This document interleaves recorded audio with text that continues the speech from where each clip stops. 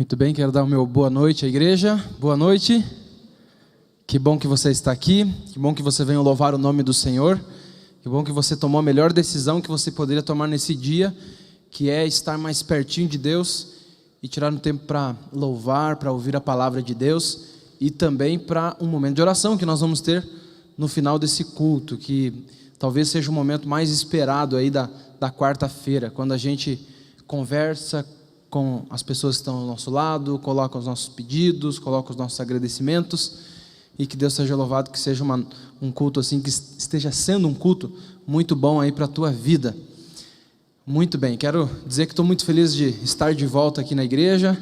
Nós estivemos alguns dias fora, visitando os pais no Rio Grande do Sul, e agora a gente está aqui nesse primeiro culto, que eu estou vindo no caso, você talvez já esteja vindo, já vem nos outros cultos do começo desse ano, mas é a primeira vez que eu estou vendo você nesse ano, então quero dar um feliz ano novo também para todos vocês, né? Que seja um ano de muitas bênçãos, de muitas alegrias para todos nós, amém?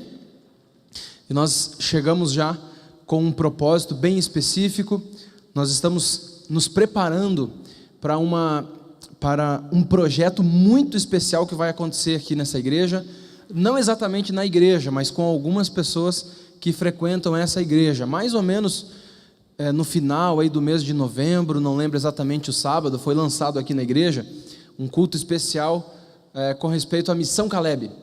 O pastor Rafael esteve aqui pregando, falou um pouco o que é a Missão Caleb, falou que nós estaríamos indo para São Mateus do Sul, várias pessoas vieram à frente, outras procuraram, formamos aí uma equipe, temos cerca de 50 pessoas que se inscreveram para participar desse projeto. No domingo estive lá na cidade onde nós estaremos, e vai ser São Mateus do Sul, e já está tudo pronto, o ônibus vai sair na sexta-feira, às 5 horas da tarde, e já estivemos lá na cidade também, tirando foto do local, planejando com o pastor lá da região, uma cidade bem pequena, São Mateus do Sul, cerca de 35 mil habitantes, bem católica, cidade, 95% das pessoas são católicos, são pessoas muito boas, sinceras, então uma cidade tranquila também, mas muito carente de estudar a palavra de Deus, e tenho certeza, nós vamos fazer vários projetos lá para alcançar o coração daquelas pessoas, e vai ser uma bênção. Então nós estaremos viajando dia 16, e o que eu quero pedir para você agora, além de estar aqui lembrando vocês desse projeto que nós vamos estar envolvidos, e esse grupo de jovens vai como pioneiro, primeira vez que um grupo está saindo da Igreja Central para esse projeto, quero que você ore durante os dias 17 e 31 de janeiro, quando nós estaremos lá na cidade.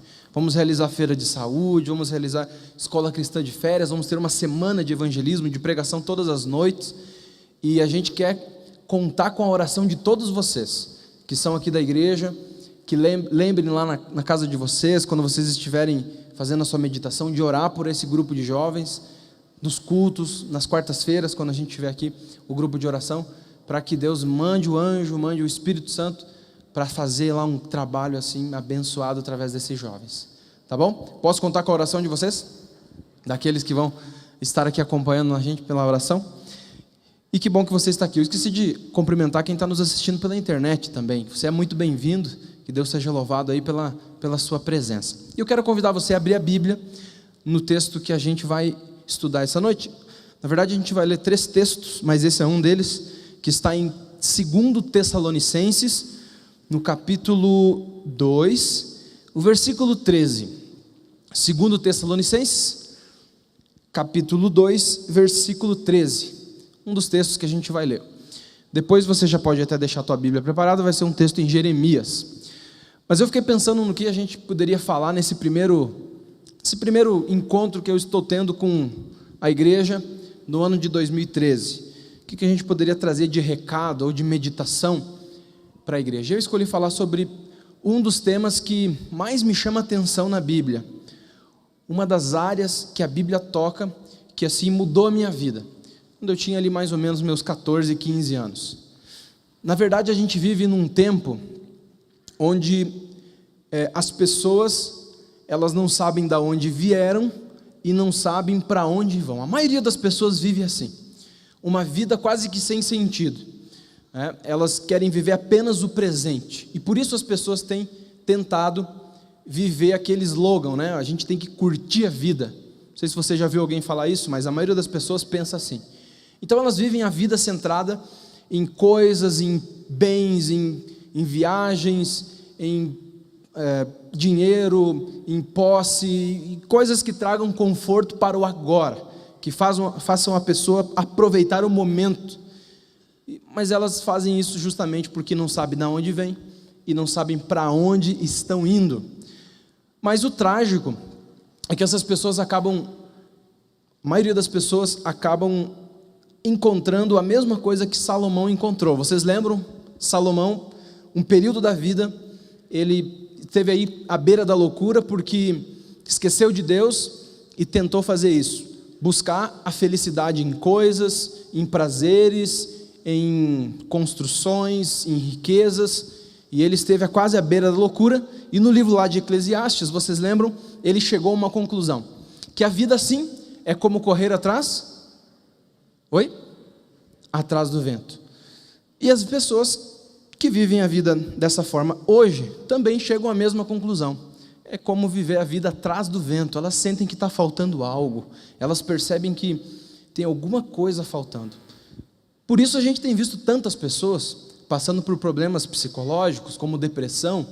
O número de suicídios tem aumentado, as pessoas perderam o gosto da vida, e a gente vê todos os dias um caso diferente, de alguém que sobe num prédio e se joga, de alguém que se enforca, de alguém que toma algum tipo de veneno e morre. Com certeza você conhece algum caso assim. É nesse ponto que surge o assunto ou a meditação que eu quero trazer para vocês hoje à noite, que é o assunto do chamado de Deus. Talvez esse seja um dos temas mais falados na Bíblia, o chamado que Deus faz para todos nós. E na verdade, Deus chama todos, de duas maneiras. Vamos ler o primeiro texto. 2 Tessalonicenses 2, versículo 13. Entretanto, devemos sempre dar graças a Deus por vós, irmãos amados, pelo Senhor, porque Deus vos escolheu desde o princípio para a salvação, pela santificação do Espírito e fé na verdade.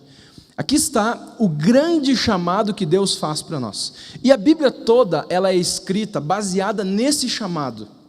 Deus criou o ser humano, Deus criou todas as pessoas, através do primeiro casal, livres, à imagem e semelhança de Deus, para viver uma vida feliz e sem nenhum tipo de problemas como a gente vê hoje. Mas infelizmente um inimigo de Deus veio e plantou a sementinha do mal, o que fez o ser humano ir para longe de Deus e cair na degradação que nós vemos hoje. Mas Deus estruturou um plano para reverter esse quadro e para alcançar e resgatar todas as pessoas desse mundo. E esse plano ele chama de salvação. E a Bíblia aqui está dizendo que ele escolheu todos para a salvação. Esse é o grande plano de Deus.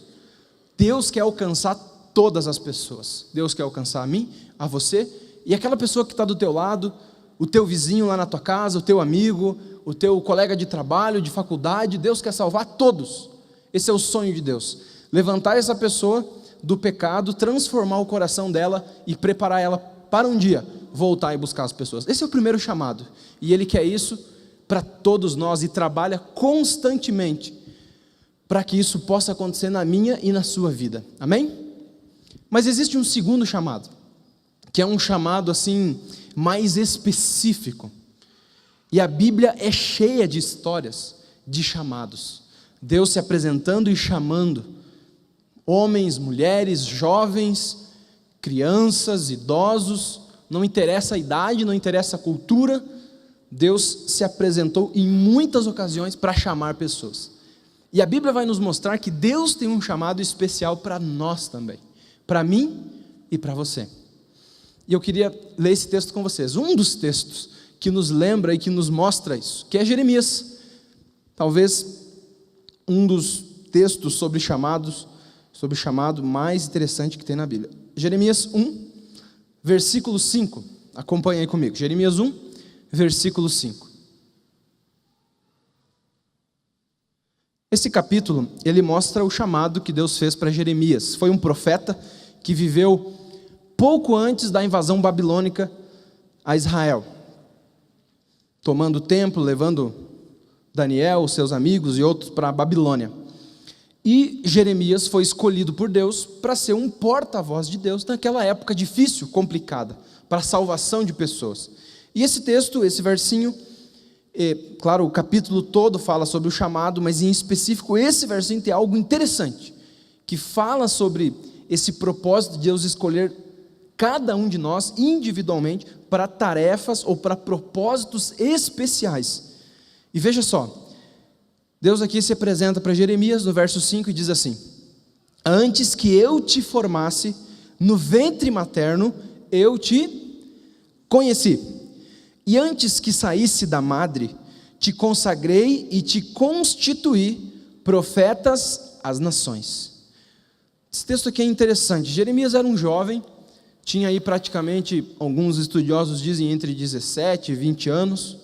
Inclusive depois ele usa como desculpa esse fato dele ser jovem, para não ir, para não aceitar o chamado de Deus. Mas é quando Deus chega na vida de Jeremias e ele diz: Jeremias, é o seguinte, você está vivendo a tua vida bem tranquilo, mas eu tenho um propósito especial para você. Eu tenho um projeto específico para a tua vida. Eu quero te usar como um profeta, como um porta-voz meu nessa época difícil, de crise complicada, onde o povo está longe de Deus e eu vou ter que agir trazendo juízo. E Deus diz assim para Jeremias 3 palavrinhas que me tocam muito e que me chamam muito a atenção, que são essas 3 palavrinhas: conheci, consagrei e constituí. 3 palavrinhas com C no nosso idioma, e são 3 palavras que falam algumas coisas especiais. Deus ele chega para Jeremias em primeiro lugar e diz assim: Jeremias, antes que você fosse formado no ventre da tua mãe, eu te conheci. Quando Deus está falando assim para Jeremias, eu te conheci, Ele não está querendo dizer para Jeremias: olha, eu estava aqui passeando, olhando as pessoas andando aqui na terra, vi você, comecei a perceber que você era um menino diferente, um menino consagrado, vi que você poderia ser um profeta e vim aqui. Não significa que Deus, quem sabe, ouviu falar sobre Jeremias, mas Deus aqui está sendo bem específico com Jeremias, está dizendo: olha, quando você ainda não era formado, eu te conheci. Como conhecer uma pessoa antes dela ser formada? Não tem como, né? Nem o pai e a mãe conseguem fazer isso. Mas Jesus está dizendo, e o que Ele quer dizer na verdade, é que Ele fez parte do planejamento. Conhecer no sentido de estar lá, planejar, de pensar como Jeremias seria, que características Jeremias teria na sua vida, o estereótipo, a personalidade, os dons, de planejamento, tem a ver com algo mais íntimo, algo de alguém que esteve lá na concepção, idealizando um projeto. Então Deus não está dizendo para Jeremias assim: olha, eu fiquei sabendo que você é um rapaz muito bom, então vou te chamar. Não, eu antes de você nascer estive lá no teu planejamento e pensei uma carreira para a tua vida. Depois Deus diz assim para Jeremias: daí eu te consagrei. E consagrar tem a ver com santificação, e santificação não é uma pessoa sem pecado, né? Ou santo não é uma pessoa sem pecado, é uma pessoa que foi separada para um propósito, consagrado para um propósito, determinado para alguma coisa. E Deus está dizendo assim: Jeremias, daí pensando nas tuas características, eu te separei para você ser um profeta. Na verdade eu não estou te convidando para ser um profeta, na verdade eu não estou te chamando assim, ó, vamos lá ver o que pode acontecer com você como um profeta. Não, Deus não estava convidando Jeremias, Ele estava só informando: Jeremias, você não sabia, mas você nasceu para ser um profeta. É isso que eu pensei para a tua vida, eu te separei para isso, planejei você para isso. Aí depois Jesus diz assim, ou melhor, Deus diz assim: Jeremias, e eu também te constituí. Porque geralmente quando uma pessoa recebe um chamado de Deus para uma missão especial, a primeira reação é negar, é dizer: não vai dar certo, não vou conseguir, não é impossível, não tenho dom, não tenho talento, sou muito jovem, sou muito velho, não tenho condições de conseguir. Mas aí Deus diz assim: eu te constituí. E constituir tem a ver com dar autoridade, com estar junto, né? Com dar cobertura. Então Deus diz assim para Jeremias: olha, não adianta dar desculpa para mim, porque se em algum momento falhar alguma coisa, se em algum momento você achar que não vai conseguir, eu vou estar do teu lado para te dar autoridade e poder. Então, nem venha com desculpa. E Deus diz assim para Jeremias. E eu fico pensando, a história de Jeremias pode ser uma história específica na Bíblia, mas o chamado de Deus é assim para todos nós também. Olha só o que o Salmo 139, e esse é o terceiro texto que a gente vai ler, ele diz, Salmo 139, dá uma olhadinha lá, Salmo 139, no versículo 16.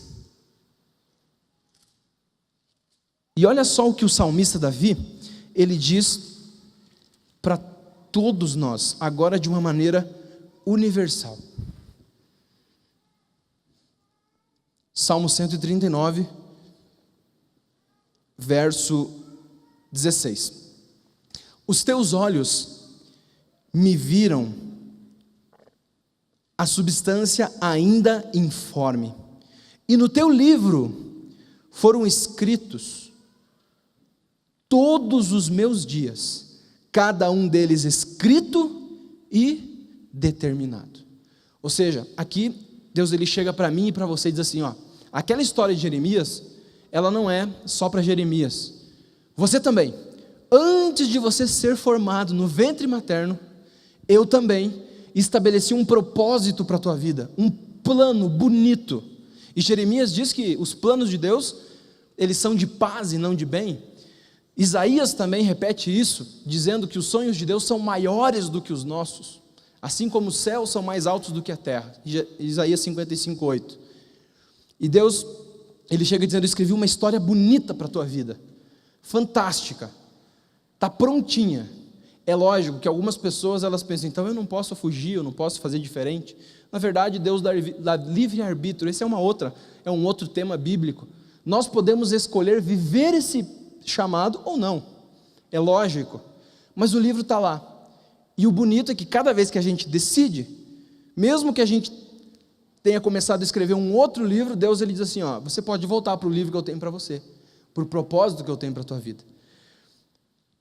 E o que eu e você podemos ter certeza é que nós não somos um acidente, é que você não está aqui por acaso, é que a tua vida não foi criada por Deus por um acidente. Alguns pais dizem assim, esse bebê eu não queria ter, mas no coração de Deus ele já existia, no coração de Deus ele já tinha sido pensado e sonhado. Todos nós somos fruto do sonho de Deus. Deus tem um propósito específico para a minha e para a tua vida. E sabe, queridos, existem dois detalhes sobre esse sonho, esse chamado, esse propósito de Deus. O primeiro deles é que o propósito de Deus, ele sempre visa a salvação de pessoas. Às vezes a gente pensa, então Deus quer que eu seja um advogado, um médico. E eu quero dizer uma coisa para você, Deus quer, e Deus coloca dons específicos para nós desenvolvermos a nossa vida, nossa carreira, e ministérios, e trabalhos, etc. Mas Ele sempre visa a salvação de pessoas. Ele nunca vai estabelecer um propósito, ou sonhar algo para você, simplesmente para te dar status, para te dar conforto, para te dar, quem sabe, um arzinho assim, olha, eu sou melhor do que o outro, ou para alcançar o sucesso que esse mundo oferece. Não, o chamado de Deus sempre é para salvar as pessoas. Se você é um médico, um advogado, um empresário, um professor, um estudante, uma dona de casa, não interessa.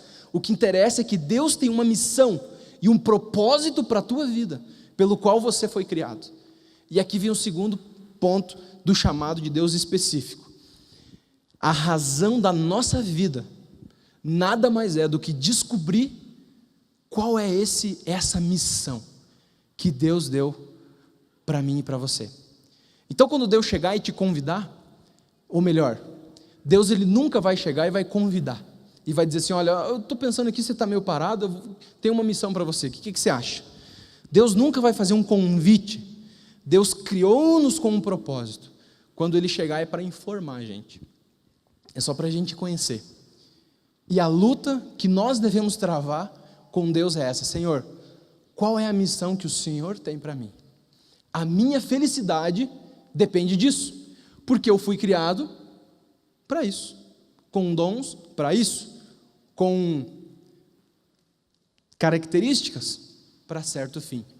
Se eu faço diferente, eu não vou ser feliz? Nunca. É como algo que foi criado para um fim, ficar fazendo outra coisa. Não tem jeito. Para a gente ser feliz, a gente precisa descobrir a missão que Deus tem para mim e para você. Eu lembro que, mais ou menos no ano de 2005, que foi um ano bem decisivo na minha vida, eu tinha mais ou menos 16 anos, e eu estava terminando o ensino médio, estava ali no 3º ano do ensino médio, e eu fiquei pensando o que eu poderia fazer de faculdade. Tinha o desejo já de fazer algo assim, que fosse trabalhar para Deus integralmente, tinha pensado em teologia, mas ainda eu não tinha tomado a minha decisão exata, certa, sobre isso. E comecei a conversar com Deus: Senhor, o que o Senhor quer da minha vida? Qual foi o propósito que o Senhor, para qual o Senhor me criou? Qual é o teu plano para a minha vida? E eu lembro que Deus começava a falar mais e mais forte para mim ser um pastor, todos os dias. E eu, sempre muito tímido, não sabia falar, ainda gaguejo de vez em quando, vocês são provas disso. Muito tímido mesmo. Para vocês terem uma ideia, a minha igreja, onde eu nasci e me criei, uns 15 membros, acho que dá 2 bancos aqui dessa igreja. E a primeira vez que eu fui falar, antes de falar, eu me tranquei no banheiro, para não precisar falar. E eu sempre fui muito tímido, mas não me via como pastor. Eu disse: como assim, Senhor, que eu vou ser pastor, ter que pregar para pessoas? Impossível, não tem como. Mas eu comecei a conversar com Deus, porque sentia esse desejo cada vez mais e mais forte no meu coração. E comecei a pedir alguns sinais para Deus, algumas provas. Na nossa falta de fé, nós fazemos isso sempre: Senhor, mostra para mim, faz isso, faz aquilo. E alguns sinais assim, às vezes bem bobos, mas a gente pede. E Deus foi respondendo um por um, durante um ano inteiro. Era o último ano do ensino médio. No outro ano eu tinha já que tomar minha decisão, e pedi muitos sinais, e Deus foi respondendo um a um. Foi um ano todo. É uma história longa, história do chamado. Eu quero me concentrar só num detalhe. Mas depois de todos os chamados, melhor, todos os testes e provas que eu tinha colocado para Deus, respondidos um a um, eu dizia: mas Senhor, ainda não estou convencido. O Senhor tem que me mostrar mais específico, tem que me dizer assim, sabe, Adriano, escrever nas estrelas quase. E eu disse: Senhor, eu preciso de uma resposta mais forte. Eu não sei o que é, não sei o que o Senhor pode fazer, não sei o que dá para o Senhor inventar aí para me convencer, mas eu preciso de algo que fale aqui mais forte no meu coração. E eu lembro que eu estudava no internato, no IACS, no Rio Grande do Sul, e tinha ali um recesso, acho que era recesso da independência, do 7 de setembro, e eu fui para minha casa, passei ali o final de semana com os meus pais, e no sábado, o meu pai estava pregando na igreja. Ele era ancião da igreja, e ele estava pregando, assim, um sermão sobre educação de filhos, sobre dedicar a vida do filho para Deus, a vida da família para Deus, e lá no meio do sermão, ele veio com uma história que falou comigo. O pai disse que quando ele soube que a minha mãe estava grávida de mim, nessa época, quando ele soube dessa notícia, ele estava afastado da igreja. Ele tinha, assim, 5 irmãos, eles iam em festas, em bailes, falava na época baile, hoje fala balada. E ele ali faziam bastante bagunça, folia, brigavam, eram assim, pessoas bem terríveis. E meu pai estava longe de Deus. Ele tinha sido cristão quando pequeno, depois se afastou. Nessa época, inclusive, meu pai chegou a ser preso, ia em festas, deixava minha mãe sozinha, traía ela, e estava ali com uma vida toda torta. E ele estava muito preocupado, porque descobriu que a esposa estava grávida. E ele pensou: poxa, agora Deus vai me castigar, vai fazer esse filho nascer, sei lá, com algum problema, Ele vai me castigar, e se não matar o filho, Então ele resolveu fazer uma oração. E disse assim: Senhor, eu sei que o Senhor não está nem aí para mim, porque do jeito que eu estou, eu devo ser um empecilho. Mas eu quero pedir uma coisa para você. Eu tenho um filho agora, que está sendo gerado, os primeiros dias, e eu quero entregar esse filho nas tuas mãos. Eu sei que, se depender de mim, o Senhor vai fazer ele vir com algum problema, com algum tipo de, sei lá. E eu quero pedir que o Senhor tome conta dele. Que o Senhor assuma a responsabilidade. Eu não quero ser o pai, eu quero que o Senhor seja o pai. E fez ali uma espécie de dedicação do filho. Toma ele para você. E o pai disse que o tempo passou, as coisas começaram a acontecer na vida dele, ele voltou para a igreja. Nós sempre fomos do interior, simples, nunca tivemos nenhum pastor na família, pessoas bem simples mesmo. E quando eu tinha ali 14 anos, eu voltei para casa de uma campanha de colportagem, que é parecida com o Caleb, e disse para o meu pai: pai, eu quero ser um pastor. E o pai olhou assim, a mãe olhou, e disse, e isso ele estava falando no sermão, e eu assistindo isso. Como assim, pastor, você? Mas a nossa família, simples, nunca, ninguém foi nada na vida praticamente. Eu acho que eu sou um dos únicos que fez faculdade lá em casa, toda a minha família toda. Como que, o pai não entendeu na hora. Mas o tempo foi passando, passaram-se ali 1 ano, e eu falava cada vez mais forte. E aí o pai, falando isso no sermão, disse, olha, e eu entendi e lembrei daquela dedicação que eu fiz a Deus lá no passado. E eu entendi que Deus agora está levando para o propósito pelo qual Ele havia criado. E eu pude sentir isso na minha vida. É lógico que Deus não criou todos para ser pastor, mas pode ter uma certeza na tua vida. Deus tem um propósito para você. Deus tem uma missão para você. Deus não criou você para você ser só um profissional aí bem sucedido, não. Porque assim tem um monte. Assim tem um monte de gente por aí. Deus criou você para ser um instrumento de salvação de pessoas. E Ele colocou dons e talentos na tua vida, com um propósito específico de salvar pessoas, para um dia, quando tudo isso aqui perder a graça e perder o valor, você poder olhar e sentir que fez parte da história da salvação e que foi um instrumento de Deus para conduzir pessoas a Jesus. Não existe nada mais valioso nessa vida do que isso. E aí? Qual é o propósito que Deus tem para a tua vida? Você já descobriu qual é a missão que Deus tem para você? E saiba, Deus coloca em alguns lugares, não para ser um profissional de sucesso, não para ser alguém respeitado, mas porque Deus tem uma obra a fazer por Ele lá, naquele lugar, daquele jeito, naquela circunstância. Qual é a missão que Deus tem para a tua vida? A gente está começando um ano novo, e você deve ter feito um monte de propósitos com Deus. Eu mesmo fiz o propósito de dar uma emagrecida. Você deve ter feito alguns também, né? Bom, além desses a gente faz vários. Mas sabe, eu queria que tu conversasse com Deus e não fizesse apenas o propósito assim, sabe, fútil que a gente geralmente faz, como esse que eu acabei de falar. Não é tão fútil assim, né? Mas eu queria que você pensasse, qual é a missão que Deus tem para mim? Qual é o plano que Deus tem para mim esse ano? Quem eu posso alcançar esse ano através dos meus dons? E que esse seja um ano centrado em viver o sonho de Deus para a minha vida, em viver o sonho de Deus para a sua vida. Amém?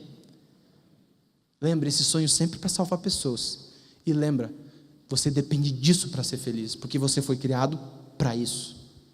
Amém? Nós vamos ter uma música agora especial, vai ser cantada, e nós vamos poder, nesse momento, conversar um pouquinho com Deus. Quem sabe, conversar com Deus e dizer, Senhor, qual é o plano que o Senhor tem para a minha vida? O que o Senhor quer de mim? E quem sabe fazer um propósito com Deus. Quem sabe dizer, Senhor, eu quero viver o teu sonho para a minha vida esse ano. Quem sabe você já até tenha descoberto já. Se você não descobriu, quem sabe é agora a hora de conversar com Deus. Que Deus abençoe.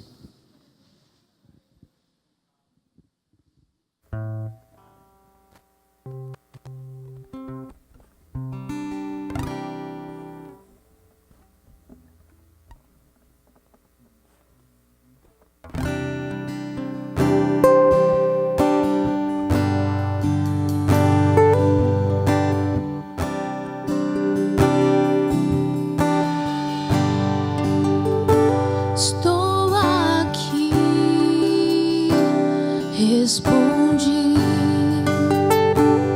teu chamado pra servir. Usa-me, eu sou teu, pra fazer o teu querer.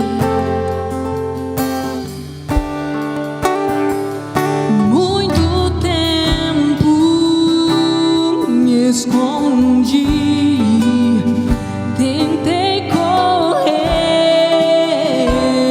e fugir, mas agora eu sou teu, pra fazer o teu querer.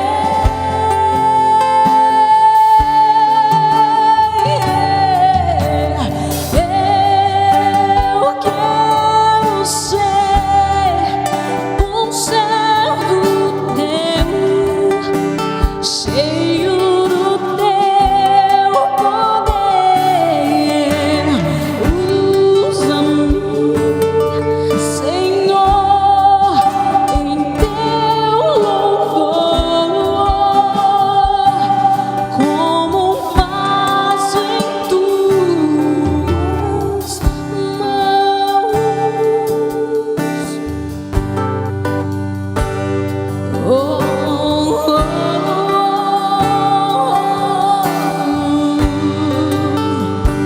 Estou aqui, meu Senhor, ao teu chamado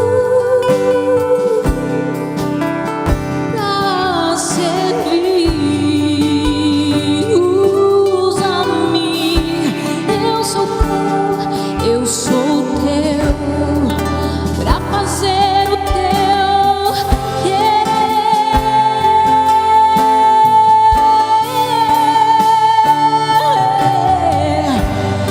Eu quero ser um servo teu, cheio do teu poder.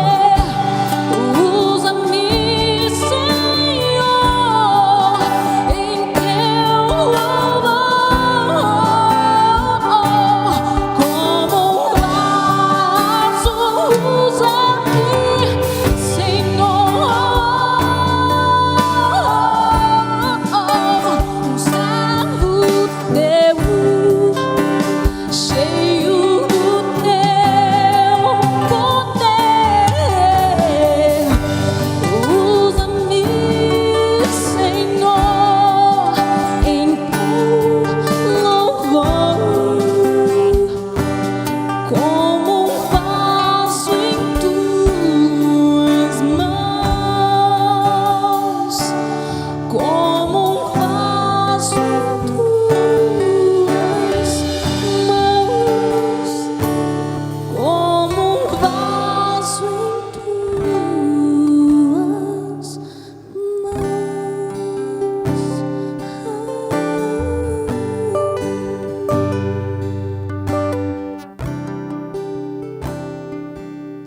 Que tal essa oração para esse ano? Quem sabe você poderia ser esse vaso usado por Deus. Curva a tua fronte, vamos orar? Querido Deus, muito obrigado, Senhor, porque nós não somos frutos do acaso. Nós não estamos jogados nesse mundo, Senhor, como uma palha seca que vai de um lado para o outro, sem saber de onde venho e sem saber para onde vai. Pelo contrário, Senhor, nós somos frutos do teu amor, dos teus sonhos, dos teus propósitos.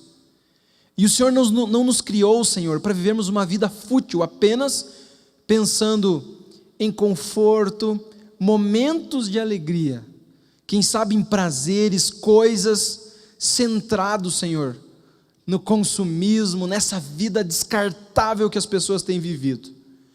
O Senhor quer para a nossa vida uma vida com propósito, e não propósitos aqui, mas propósitos eternos.